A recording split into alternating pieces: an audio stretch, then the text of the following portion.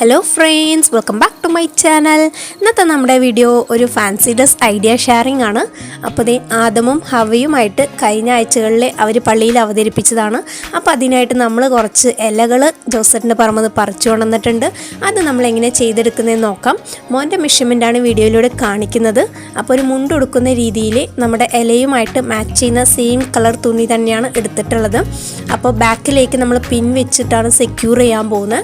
അപ്പോൾ ആ ഒരു തുണിയുടെ മെഷർമെൻറ്റ് കാണിക്കുന്നുണ്ട്. നിങ്ങളുടെ മക്കളുടേതായ മെഷർമെൻറ്റ് ഇതുപോലെ എടുത്താൽ മതി. എന്നിട്ട് ആ തുണീനെ കറക്റ്റ് മടക്കിയിട്ട് നടുഭാഗം മാർക്ക് ചെയ്യുന്നുണ്ട്. വീണ്ടും ഒരു വട്ടം മടക്കിയിട്ട് വീണ്ടും അതിൻ്റെ നടുഭാഗം കൂടി മാർക്ക് ചെയ്ത് കൊടുക്കുന്നുണ്ട്. ഞാനിവിടെ കാണിക്കുന്ന വീഡിയോയിൽ ഫ്രണ്ടിലേക്ക് മാത്രമാണ് നമ്മളുടെ ലീഫ് അറ്റാച്ച് ചെയ്യുന്നത്, ബാക്കിലേക്ക് അറ്റാച്ച് ചെയ്യുന്നില്ല. അത് കാരണമാണ് ഇങ്ങനെ എടുത്തിട്ടുള്ളത്.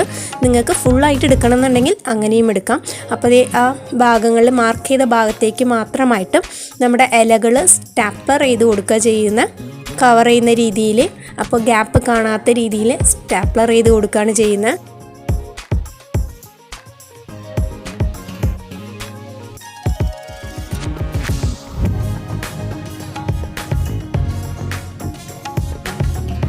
ഇന്നത്തെ ഫാൻസി ഡ്രസ്സിൻ്റെ കുറച്ച് ടിപ്സും കൂടി നിങ്ങളായിട്ട് ഷെയർ ചെയ്യാം.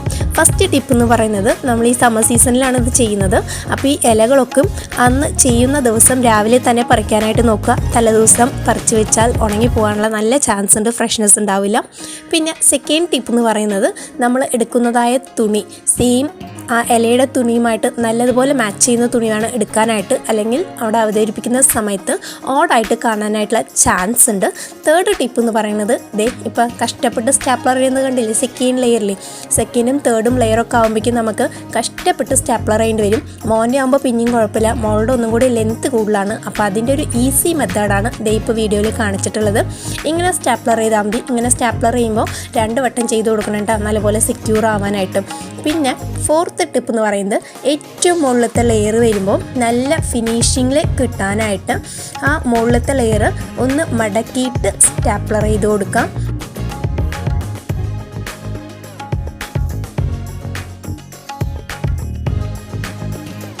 ഈ ഫാൻസി ഡ്രസ്സിന് എനിക്ക് എങ്ങനെയാണ് പണി കിട്ടിയെന്ന് നിങ്ങൾക്ക് അറിയണ്ടേ? അപ്പോൾ നമ്മുടെ മോനെ അളവെടുക്കുന്ന സമയത്ത് ഷർട്ടൊക്കെ ഇട്ടിട്ടാണ് അളവെടുത്തത്. അപ്പോൾ അവൻ്റെ വിചാരം അവിടെ പോകുമ്പോഴും ഷർട്ട് ഇട്ടിട്ടാണ് ഇത് ഇടുന്നതെന്നാണ് അവൻ ചിന്തിച്ചിട്ടുണ്ടായിരുന്നത്.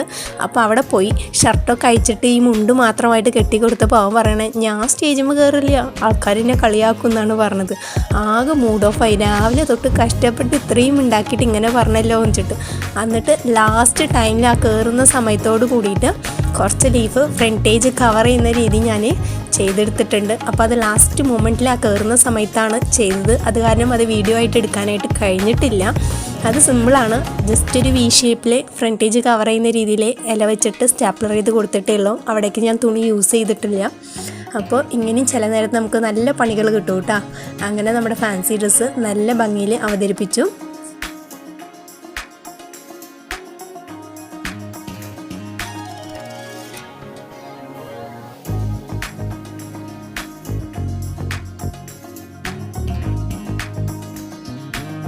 നമ്മൾ ബാക്ക് സൈഡ് ജസ്റ്റ് സേഫ്റ്റി പിന്നുകൊണ്ട് കുത്തി കൊടുക്കുന്നേ ഉള്ളൂ, അല്ലാതെ ഇതിനകത്തൊന്നും ചെയ്യുന്നില്ല. വളരെ സിമ്പിളാണ്. അപ്പോൾ എല്ലാവരും ഒന്ന് ട്രൈ ചെയ്ത് നോക്കുക. നമ്മുടെ ചാനൽ ആദ്യമായിട്ട് കാണുന്ന കൂട്ടുകാരുണ്ടെങ്കിൽ ഒന്ന് സബ്സ്ക്രൈബ് ചെയ്യുക. നമ്മുടെ കണ്ടൻസൊക്കെ ഇഷ്ടമാവുന്നുണ്ടെങ്കിൽ ലൈക്ക് ചെയ്ത് സപ്പോർട്ട് ചെയ്യുക. ഇതുപോലത്തെ കണ്ടൻസ് കാണാൻ ആഗ്രഹമുള്ളവരുണ്ടെങ്കിൽ അവരിലേക്ക് നമ്മുടെ വീഡിയോ ഒന്ന് ഷെയർ ചെയ്ത് കൊടുക്കണം കേട്ടോ. അപ്പോൾ നമ്മുടെ ഇന്നത്തെ വീഡിയോ വൈൻഡപ്പ് ചെയ്യാനുള്ള സമയമായി. Thank you so much. See you in the next video. By.